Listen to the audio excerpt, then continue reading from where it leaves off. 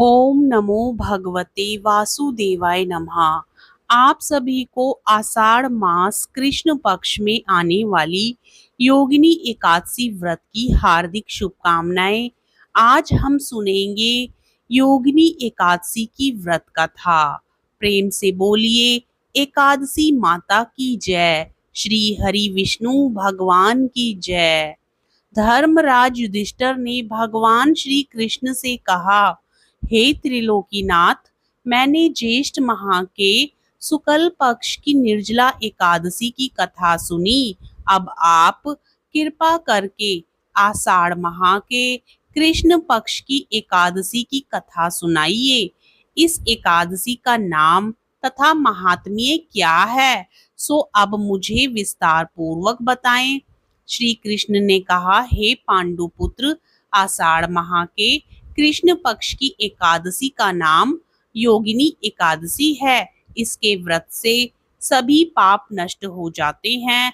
यह व्रत इस लोक में भोग तथा परलोक में मुक्ति देने वाला है। यह एकादशी तीनों लोकों में प्रसिद्ध है। इसके व्रत करने से सभी पाप नष्ट हो जाते हैं। तुम्हें मैं पुराण में कही हुई कथा सुनाता हूँ, ध्यान पूर्वक श्रवण करो। कुबेर नाम का एक राजा अलकापुरी नाम की नगरी में राज्य करता था। वह बड़े ही नेमी धर्मी राजा था और भगवान शिव के उपासक थे। आंधी आए, तूफान आए, कोई भी बाधा उन्हें भगवान शिव की पूजा करने से नहीं रोक सकती थी। भगवान शिव के पूजन के लिए उनके लिए हेम नामक एक माली फूलों की व्यवस्था करता था। वह हर रोज पूजा से पहले राजा कुबेर को फूल देकर जाया करता। हेम माली अपनी पत्नी विशालाक्षी से बहुत प्रेम करता था। वह बहुत सुंदर स्त्री थी। एक दिन हेम पूजा के लिए पुष्प तो ले आया, लेकिन रास्ते में उसने सोचा, अभी पूजा में तो समय है, क्यों न घर चला जाए। घर आने के बाद अपनी पत्नी को देखकर वह कामासक्त हो गया और उसके साथ रमण करने लगा। उधर पूजा का समय बीता जा रहा था और राजा कुबेर पुष्प न आने से व्याकुल हुए जा रहे थे।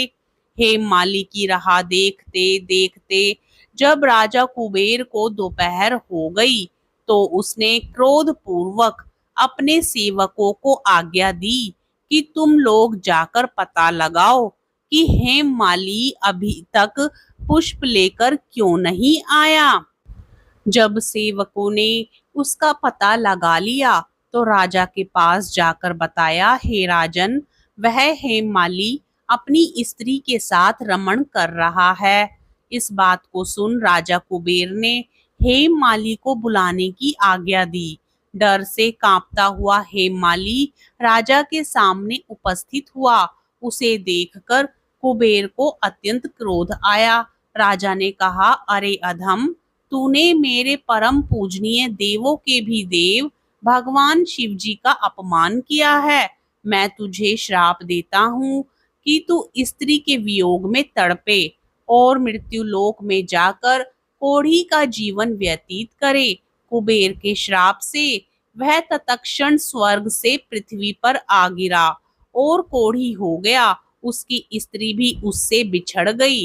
मृत्यु लोक में आकर उसने अनेक भयंकर कष्ट भोगे, किंतु शिव की कृपा से उसकी बुद्धि मलिन न हुई और उसे पूर्व जन्म की भी सुध रही। अनेक कष्टों को भोगता हुआ तथा अपने पूर्व जन्म के कुकर्मों को याद करता हुआ वह हिमालय पर्वत की तरफ चल पड़ा। एक दिन घूमते घूमते मार्कंडेय ऋषि के आश्रम में पहुंच गया। वह ऋषि अत्यंत वृद्ध तपस्वी थे। वह दूसरे ब्रह्मा के समान प्रतीत हो रहे थे और उनका वह आश्रम ब्रह्मा की सभा के समान शोभा दे रहा था। ऋषि को देखकर हेममाली वहां गया और उन्हें प्रणाम करके उनके चरणों में गिर पड़ा और महर्षि के पूछने पर अपनी सारी व्यथा से उन्हें अवगत करवाया। मार्कंडेय ऋषि ने कहा, तुमने मेरे सम्मुख सत्य वचन कहे हैं, इसलिए मैं तुम्हें एक उपाय बताता हूँ। आषाढ़ मास के कृष्ण पक्ष को योगिनी एकादशी होती है। इसका विधि पूर्वक व्रत यदि तुम करोगे तो तुम्हारे सभी पाप नष्ट हो जाएंगे।